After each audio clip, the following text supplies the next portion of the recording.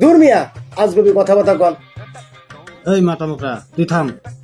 কেউ কোনো প্রশ্ন করলে আগে ভাইবা দেখবি, তারপরে উত্তর দিবি।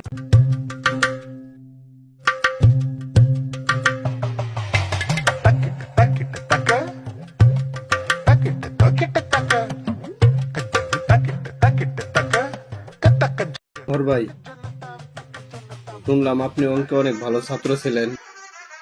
হ্যাঁ ভাই। বলেন তো, বাংলাদেশের ওজন কত? দূর মিয়া আজগবি কথাবার্তা কন।